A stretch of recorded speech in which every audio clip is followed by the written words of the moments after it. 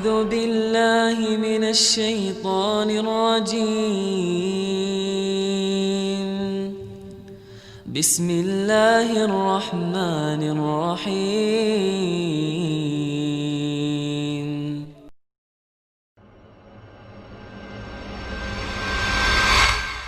Jadi jamaah, ada sebuah cerita tentang bagaimana seorang lelaki, subhanallah ya. Kakak kelas sana cerita dulu. Bicara nikah nggak harus punya pekerjaan tetap, tapi tetap bekerja. Biasanya kan orang tua bingung ngelihat, nah itu calon suamimu kerjaannya belum tetap, nah kata dia. Dia kerjanya serabutan. Alhamdulillah, yang penting mau bekerja. Rizki itu tidak harus dengan bekerja jamaah. Subhanallah, ada rizki dari arah yang tidak disangka-sangka. Yang orang gak akan berpikir, ya Allah kok bisa fulan dapat rizki itu. Itulah Ar-Razzaq Dzul Quwwatil Matin. Kembali ke cerita bagaimana seorang lelaki ketika dia mau melamar seorang wanita. Itu subhanallah. Perempuan itu setiap dilamar oleh laki-laki, yang lamar ini orang-orang sukses jamaah. Semuanya mundur. Karena apa? Karena orang tuanya ketika datang itu lelaki melamar ditanya, mau dikasih berapa anak saya? Di sini berapa pasarannya Ustaz? Nah, nggak tahu Ustaz. Berapa pasarannya di Banjar jamaah? Berapa? 30? Ada 50? Iya. Oh, yang 50 yang bagus jamaah. Nah, astagfirullahaladzim. Jadi 20 yang pertengahan gitu. Masya Allah. Tapi memang ada, mahar itu ada mahar standar jemaah. Setiap kampung itu punya standar yang berbeda-beda. Dan itu diperbolehkan dalam agama, nggak ada masalah itu. Umpamanya umumnya 30 juta. Sudah, orang tuanya tanya mau dikasih berapa. Bingung mau dikasih berapa, ini anaknya orang kaya. Akhirnya mundur semua. Datanglah seorang pemuda, dia dengar tentang anaknya fulan ini. Anaknya orang kaya ini. Dia ngomong sama sahib-sahibnya, anak mau melamar dia, siapa tahu diterima. Ya Allah, orang yang lebih sukses dari kamu mundur, apalagi kayak kamu. Punya kayak, ya bismillah kan, siapa tahu diterima. Berangkat dia melamar. Ini tidak harus cinta, tapi cocok. Berangkat dia. Sampai ke sana ngobrol sama calon mertuanya. Sama ditanya sama calon mertuanya. Mau dikasih berapa anak saya? Apa kata calon mertua, kata calon menantunya, bapak minta berapa? Oh Allah jamaah. Ini jamaah. Kamu jual saya beli. Minta berapa? Masya Allah. Karena dia memang makelar jamaah. Dia itu kerjanya makelar kemana-mana. Jadi ngomong gitu tuh biasa dia. Dia minta berapa bapak gitu. Waktu itu sebelum Krismon jamaah. Oh zaman ini ceritanya jamaah. Kata orang tuanya berapa? 15 juta nggak apa-apa kata dia. Cuma 15 juta paman kata dia. Subhanallah jamaah. Jangan paman. Masa anaknya Ami yang dari kecil Ami rawat ya. Ami besarkan, Ami sekolahkan cuma dihargai 15 juta. Ami anak kasih 1 miliar. Betul ini ceritanya jamaah. Tapi sekarang anak gak punya duit. Iya, memang dia gak punya duit. Artinya dia ingin ngasih gitu jamaah. Antum ketawa. Subhanallah jamaah. Subhanallah. Akhirnya ya sudah. Diterima jamaah. Itu keluar dari sana teman-temannya bingung. Kok bisa diterima kamu kata dia. Ada ceritanya kata dia. Masya Allah. Akhirnya menikah. Menikah dengan utang dia. Mahar itu boleh utang. Makanya ketika antum menikah, kan orang tua mengatakan maharnya sekian tunai atau utang. Walaupun anak nggak pernah dengar yang utang jemaah ya. Karena yang disebutkan maharnya itu cuma 100.000, 1 juta, seperti itu. Padahal kadang-kala maharnya di zaman sahabat itu, maharnya itu 1 kebun kurma. Jemaah. Isinya 400 pohon. Jemaah. Berapa miliar itu jemaah. Nah, itu bisa utang. Akhirnya menikah. Setelah menikah tetap kerjanya serabutan dia ya. Maklar, jual ini, jual itu. Dia punya utang 1 miliar. Subhanallah jemaah. Suatu saat dia cerita, mertuanya ini ngobrol sama menantunya yang kaya-kaya. Cuma satu yang miskin jemaah. Yang kaya-kaya. Ngobrol masalah durian jemaah. Oh Masya Allah durian yang enak, durian ini, itu macam-macam. Akhirnya si menantunya yang miskin ini minta izin. Paman, ana mau keluar dulu sebentar ya, kata dia. Akhirnya dia keluar rumah. Ke tempat sohibnya, pinjem duit 20.000. Ana pinjem duit 20.000. Buat apa ini? Mertua ana kepingin durian. Dia beli durian jemaah. Dia bawa. Sampai rumah masih ngobrol durian ini jemaah. Dia ngomong, paman afwan ana gak bisa beli yang bagus. Ya mudah-mudahan ini enak buat paman. Itu mertuanya langsung jatuh cinta sama menantunya nih jemaah. Yang kaya raya cuma ngomong doang durian. Ada langsung beli jemaah. Subhanallah jemaah. Antum itu kalau jadi menantu yang bener.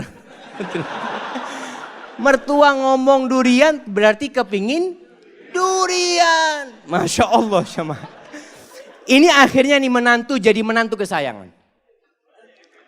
Sampai kakeknya istri dia itu, neneknya pernah suatu hari karena sayangnya sama ini menantu ya. Baik menantu ini. Cuma duitnya memang gak banyak. Tapi dia mau kerja. Makanya ketika itu dia mengatakan lupa. Salah satu yang diucapkan kepada calon mertuanya ini. Paman ana sekarang gak punya duit. Tapi alhamdulillah Allah kasih anak akal bisa berpikir. Allah kasih anak lutut, anak bisa berjalan. Anak insya Allah akan lunasin hal itu. Subhanallah. Sampai suatu hari dia dipanggil sama neneknya istrinya.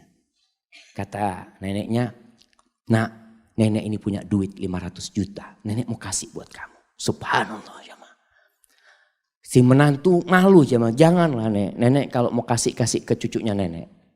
Biar nanti anak pinjam anak putar duitnya. Masya Allah. Antum ketawa, ini laki-laki terhormat jemaah. Artinya dia nggak mau terima, dia nanti mau pinjam sama istrinya. Kalau sudah punya istrinya dia bisa pinjam. Masya Allah jemaah. Akhirnya diberikan kepada istrinya, duitnya diputar, dia lunasin 1 miliar jemaah. Maka carilah lelaki tadi yang gak harus punya pekerjaan tetap. Masih banyak masyarakat Indonesia itu yang berpikir kalau cari pasangan hidup yang pegawai. Yang sudah punya gaji tetap. Jangan sama orang yang baru usaha kecil-kecil nanti bangkrut dia katanya. Kalau pegawai kan ada jaminan nanti. Ada jaminan masa tua macam-macam. Lah gak harus. Maka itu kriterianya. Allah Subhanahu wa taala mengatakan in yakunu fuqara yughnihimullah min fadlih wa ankihul ayama minkum wassalihin min ibadikum wa imaikum in yakunu fuqara yughnihimullah fadlih. Kalau mereka orang-orang fakir yang kalian nikahkan, Allah yang akan cukupi. Kejadian ini kejadian lain. Ada seorang wanita menikah dengan seorang lelaki karena dia sukses. Subhanallah, ketika suaminya bangkrut, minta cerai. Padahal sudah punya anak. Karena dia berpikir mau hidup senang dengan kekayaan. Wallahi jamaah ketahuilah. Kebahagiaan itu tidak didatangkan dari luar. Kebahagiaan itu tuh bukan di rumah yang mewah. Bukan di mobil yang mahal. La, kebahagiaan itu sesuatu yang ada dalam jiwa antum. Nerima. Irda bima qasamallahu lak takun aghnan nas. Kata Nabi SAW, ridholah engkau dengan apa yang Allah berikan kepadamu. Engkau akan jadi orang paling kaya, kata Nabi SAW. Tapi adapun kalau mau cari istri, maka Rasul SAW mengatakan tungkahul mar'ali arba. Wanita itu dinikahin karena 4 hal. Nah, yang sudah menikah bisa sebutkan anak kasih hadiah. Nah, yang sudah menikah. Antum sudah nikah. Nah, berdiri. Karena kecantikannya. 4. Karena kekayaannya. Karena keturunannya, nasabnya.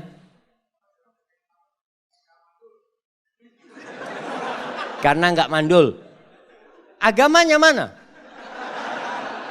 Taib, tunggu dulu pertanyaannya. Antum menikahi istri antum nggak nyebutkan agama, berarti antum cuma 3. Kenapa antum nikahin istri antum?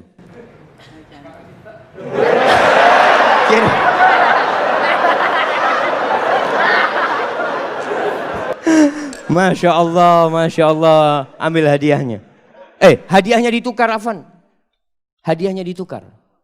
Karena dia menikah karena cinta, anak kasih keluarga sakinah. Masya Allah. Bismillah. Alhamdulillah jamaah. Ada yang menikah karena cinta. Apa yang menyebabkan dia cinta? Wallahu a'lam. Bisa jadi karena cantik. Istri antum mudah-mudahan cantik. Tapi ingat, kecantikan itu akan hilang. Tapi kalau cinta yang ada di hati kita tidak akan pernah hilang dengan izin Allah SWT. Kata Nabi SAW, tunkahul mar'atu li arba' limaliha wa hasabiha wa li jamaliha wa li diniha. Karena kekayaannya, sebagian orang mengatakan, alhamdulillah ana mau cari perempuan kaya Ustaz. Kenapa? Ana sudah lama hidup susah Ustaz. Paling nggak bisa numpang hidup nyaman dengan hartanya istri. Ada. Janda nggak apa-apa janda. Ada yang seperti itu jemaah. Maka antum jangan heran ketika melihat anak muda menikah janda sama umur. Dia umur 20, istrinya umur 35. Janda punya anak 2.